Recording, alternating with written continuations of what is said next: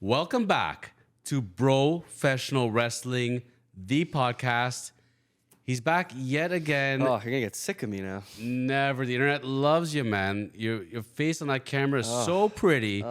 He is professional wrestler, sports entertainer, Hamilton Pro Wrestling Zone, Mason Rush. Pleasure to be here yet again. So good to have Feels like I you. never left. Well, you know what? We've covered off a lot in the past few weeks. We talked about 2024. We talked about your big singles match with Junior, the future of Mason Rush coming up this year, the launch of my book, The Bible 3.0, The 6 Commandments of the Chosen Life. Huge. On sale now in stores, Barnes & Noble, Amazon.ca.com. Grab it worldwide. Before it's gone. And then we'll just have to print more of them. That's fine. Yeah, but you want to have the first run of it. You want the original first run of it. Yeah, the fresh paper. I agree. And if you stop me on the street, wherever I am in the world, I will sign it for you.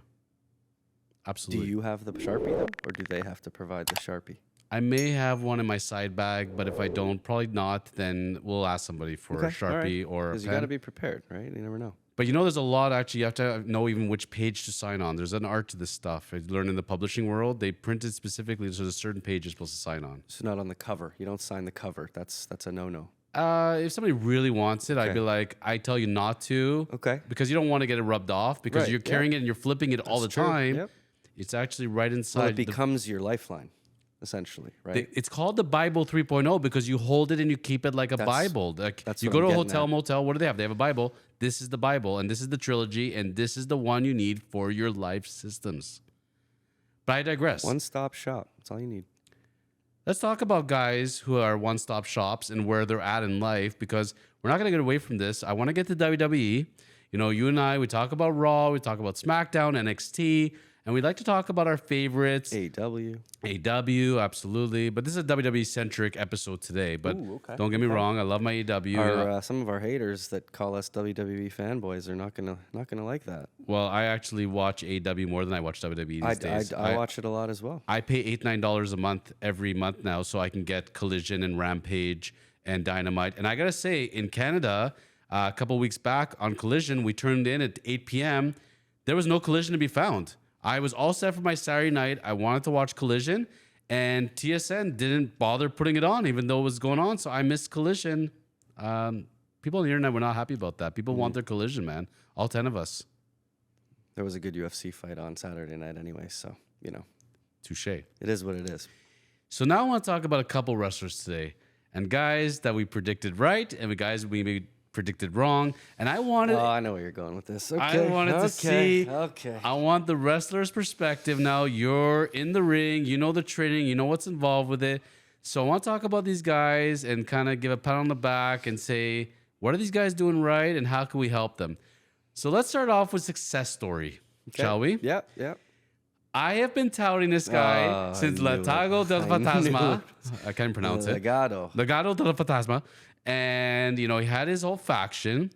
He came dressed like a Colombian drug lord. He was Santos Escobar.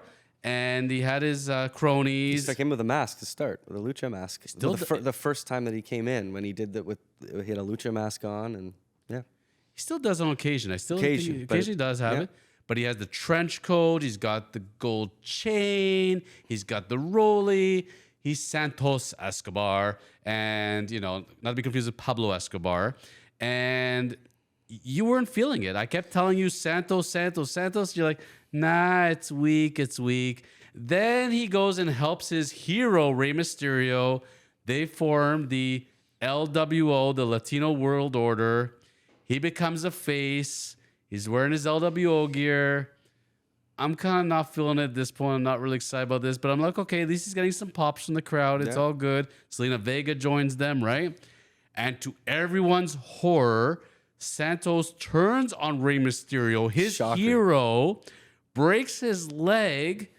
Okay, I don't understand how this guy wasn't arrested and put in prison for this. So now Rey's in the hospital. Rey is done for like a year easily. Hall of Famer Rey Mysterio. Yeah, he doesn't have much time left. And what does Santos say? He says, I hope your surgery doesn't go well. I hope you get an infection and they amputate your leg. And people are mortified. And he's getting so much heat. And you know who's smiling, laughing the whole time? this guy right here, because I told you Santos Escobar, and now you've come over to the dark side. So tell us, what has happened and why is Santos winning in the game of life and wrestling? Well, lightning strikes every so often. And in this case, I have to give you your props because you were right. You did see Santos Escobar from his Legado del Fantasma days all the way to now. So I will give you that. And you gave me LA Knight back in the day. So, we know how correct I was with that one. Ooh, yeah. And there's more. But yeah, anyway. And I think that he's resonating with fans because everybody loves a good heel. And not only do people love a good heel, people love to hate somebody that bullies a legend. So if you take a look at the other person in WWE who is the most hated person in WWE, who did they start chirping to get all the heat? Rey Mysterio. It was his son, right? Dom became the most hated wrestler in WWE because he spent months berating his father, which was some of the funniest and well-written stuff around at the time. But Santos Escobar also got over as a heel for berating and making fun and chirping Rey Mysterio. So it shows you, right, the power that Rey has over the entire WWE universe. Interesting. Well, first of all, my sources have told me, and just in, by the way, I don't know if you heard about this one, but Dom has signed a new 5-year contract. WWE is in love with what he's doing. And I believe Rey has signed a new contract as well. But I never thought of it from that avenue. But Rey essentially has put over both his son Dom and Santos by taking the fall. I think a lot of credit's got to go to Rey here. You're right. You're right. Right? Like it's not an accident, right? It's not a coincidence that you have a major feud, personal feud with Rey, double cross him, and you win over fans, right? You win over the universe. Now I'm confused though, so help me help myself because you got Santos. He's got the same outfits as he did when he started off Legado de Fantasma. Legado de Fantasma. LDF. So not to be confused with the LWO. But he's wearing the same outfits. He's gone back to that same music from those days, right? I think it's called Fallen Angel. Pretty good song. But he had his cronies back then, right? That tag team, right? Yeah. Now the cronies are gone because he was able to attack both of them and destroy both of them. Yep, he turned on both of them. Selena Vega slapped him and ended that. So he's gone back to his old gimmick from when he started off, but now it's working. So first of all, would you say dropping the posse has actually helped him in this case? Everybody needs a posse, essentially. That's how it seems like wrestling has gone with the factions. He's actually doing better without the faction. He's got so much heat on his own, he doesn't need them. I'm actually surprised. I would have thought having the faction would work a la Imperium. Yeah. Well, depends on what angle, right? He's clearly taking the lone wolf role, right? And clearly he's going to try and dismantle the LWO. He's going to have, beef with all of those. So you could see where the storyline is going, which is good. But I do think that just like everyone else who's on their way up, right? He's got a lot of work to do. He's got to get some bigger feuds. He's got to get more airtime, right? But in terms of wrestling, in terms of charisma, physique, athleticism, right? All those key points, right? Everything you would say builds a great wrestler, he has it. And again, he attracts that part of the market that's massive, right? That the Latinos and Hispanics that love watching wrestling, he's a good draw. He is going to be winning belts in the future. I think he is going to win the North American Championship or the U.S. Championship, whichever route they want to go with him. But where I ultimately see this going, I think both him and Dom have this common point, and it's the anti-Rey era. I think that eventually Rey comes back. Rey wins tag team gold. They join up, Santos and Dom. And I think that would be your most heel tag team. And I think I see tag team gold in their future. You never know. Very possible. So Santos, rise up. Yep. Now, a guy who some feel is rising down, I don't disagree. He's the king of TikTok. Okay. And he's the one, the only Karrion Kross. Oh, okay, that TikTok. I was gonna say Logan Paul's not declining. Anyway. Yes, got it. TikTok. TikTok. Yeah. So I've been a big supporter of Karrion Kross for a long time. I'm watching SmackDown, and all of a sudden I see the promo, and he comes on, and he brings on the cards, and he brings on Scarlett, and he tells them, "Your time is done." TikTok, and they keep pushing and pushing and pushing. But when you got a tournament going, an opening round is Karrion Kross versus Bobby Lashley. The smart money on that one is Bobby Lashley, no doubter. Yeah. They're pushing Karrion Kross. Every time he seems to be getting any kind of momentum, they squash him in 2 seconds. I don't really see a difference in him and Shinsuke Nakamura. I mean, these guys come on and talk about how they're going to destroy you. They do these vignettes. Well done, I believe. I like vignettes. I'm a vignette guy, right? Yep. They build it up, build it up, build it up, and then it just falls flat, and they're done. Why are they doing this to Shinsuke? Why are they doing this to Karrion Kross? And what do we got to do to bring Karrion Kross to be the champion that he deserves to be? That's called a leading question, folks. I think somebody in WWE really likes Karrion Kross and wants him to make it at all costs. I think that they had a really good product with Karrion Kross in NXT with his look, right? With the way his physique. The shaved head. He clearly cared more about looking better, right, in the ring, and it showed. He had better feuds, right? All the feuds that he had in NXT are with guys that are now at the top of WWE. And he's kind of still there turning over sand timers or whatever it is, just yelling TikTok in a microphone with no meaning. So it kind of, for me at least, Karrion Kross, which if you have Santos Escobar, which you were right about, you're still trying to cling on to Karrion Kross for dear life, but you might want to change it up a little bit because Scarlett can't keep him on TV forever.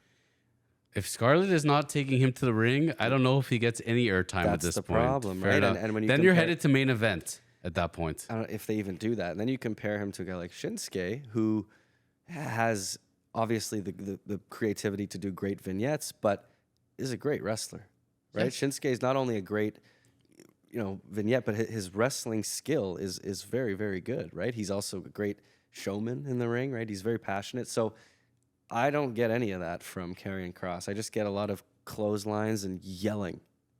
Bruh. Yeah, right? Clothesline, big bulky guy moves, and then yell at the camera and fire up. Like, you ain't gonna win me over with that. From my understanding, Shawn Michaels and Triple H are both Karrion Kross fans. So that's already a big plus. Yeah. If I was going to sit down with Karrion Kross and have a heart-to-heart to him, and he said to me, "Jonathan, how can I improve my standing? I feel like I'm stagnating here, and I got all this potential. NXT went so well for me." I'd say, "Karrion, here's your copy of the Bible 3.0, the 6 Commandments of the Chosen Life, and I'm asking you, do you eat as well as you could? Are you exercising as best as you can? Are you doing everything to get your foundational down from the 6 Commandments? And then from there, let's start the road to enlightenment. Let's work on manifestation. Let's start setting goals for ourselves." Because I feel like whatever he's done in NXT, it can come right back if he goes back to his roots and does what he did back then. Look at Baron Corbin, right? Baron Corbin reinvents. He's back in NXT. Lone Wolf, you brought up Lone Wolf, so it made me think of Baron Corbin. And guess what? We're still talking about him.